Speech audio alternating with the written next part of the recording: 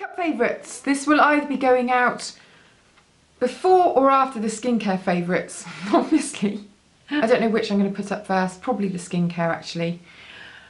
I'm filming them kind of early because I always forget to do them and then it's the next month and it kind of feels wrong. So I'm trying to be really organised. Also, I only have, I only have 7 weeks now until my due date. So really the baby could come any time after about 3 weeks from now, apparently, says the midwife. No, what did she say? 37 to 42 weeks. Oh, haven't got anything sorted, haven't bought anything for the baby, haven't got pram, haven't got a crib, haven't got a car seat, haven't got any baby grows. Nothing. Have we, Dexter? He doesn't care. He's got everything he needs, the dog. So anyway, waffling along, makeup favourites. I'm going to be doing a lot of linking to posts on my website here because I've done kind of full reviews and before and after pictures and stuff like that of some of these things.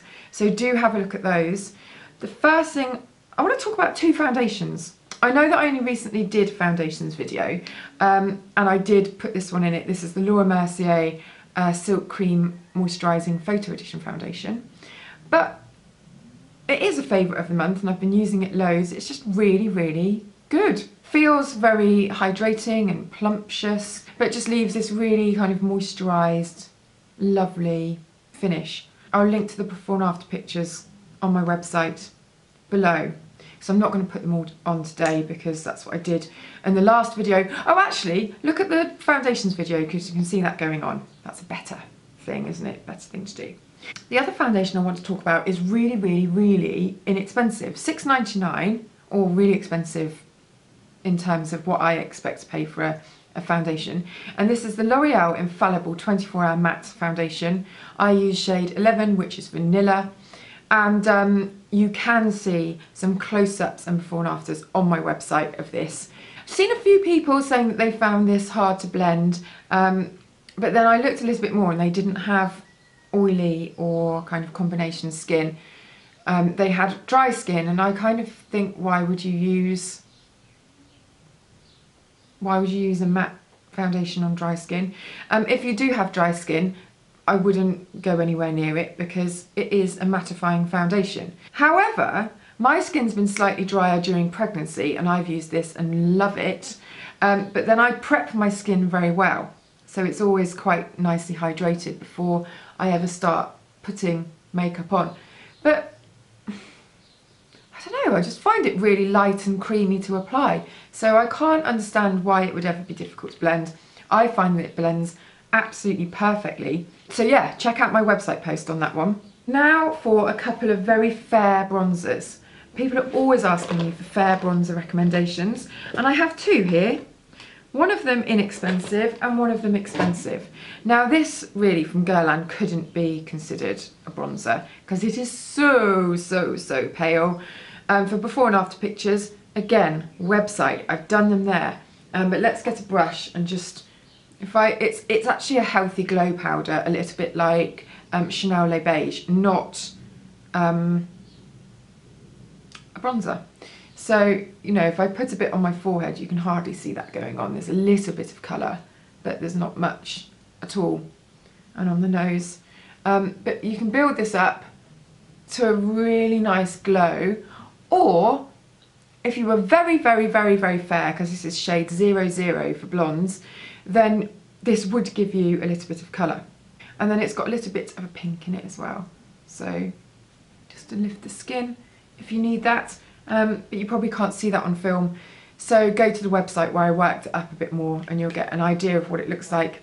The other one, which I think is a brilliant alternative to the Hourglass Ambient Light blushes, which are gorgeous but expensive.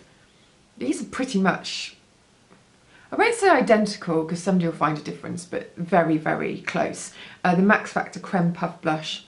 This is in Nude Mauve. And I've been using these loads.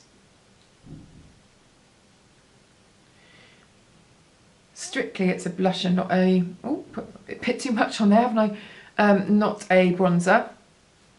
but this is a very bronzy shade, and it's also got some pink in it, so it's nice and sun-kissed if that's a look that you want to go for. But it gives a gorgeous glow. It's been baked with these, oh, what would you call them, like illuminating pigments in it, as well as colour pigments, so you get that really lovely shine rather than a flat colour. Found a really good nude lipstick.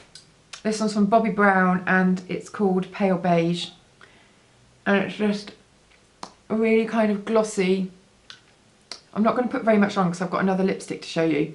Very glossy, very easy to wear, very sumptuous, and quite a pale nude actually, but for some reason doesn't drain your face of colour. Website link before and after photos if you want some more information on that. But what I really wanted to show you was the new Clinique Colourpop lipsticks, and this one is Beige Pop number 4. Take a look at this. These are so rich and buttery. They're almost like a lip balm really, but they're more than a lip balm. Ah. If ever there was a starter lipstick for someone who hadn't worn lipstick before and was kind of apprehensive, then this is it. They've really done well. I mean, I'll grant you that this might not be the easiest shade to start off with. There are more neutral shades in this. This is very nude.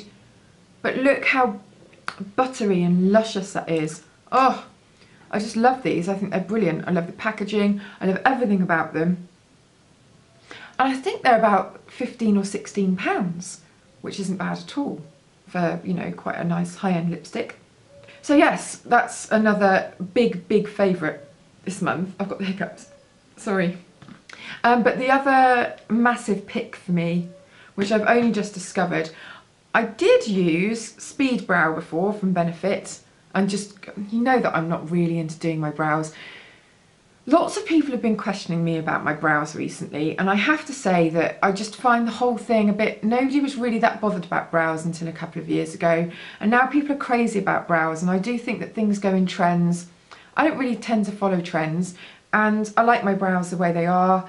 So, you know, all those people that want to have really mega structured, mega dark brows, fine, that's what you want to do. I kind of don't want to. And I just prefer to just comb some gel through, fill in any patchiness if I can be bothered, but you know, I'm not really that bothered. But however, I discovered this GimMe Brow by Benefit, and this adds fibres and a little bit of colour to your brows, and it's amazing. Regardez-vous. If you, like me, want something that just makes them a little bit darker and a little bit thicker, then this is just brilliant. So, you know, very easy, very foolproof. Top pick of the month, I reckon this is. If you want low maintenance or no maintenance brows, then get one of these and put it in your makeup kit immediately. There we go, a little bit fuller, a little bit darker, job's a good one. This is light medium, this one that I'm using. So there you go. Those are my makeup favourites. I'm running out of time. Make sure you check out my website for all the links to the stuff that I've spoken about and daily kind of beauty and fashion posts. And make sure you're subscribed because that's very important. And I shall see you in the next video.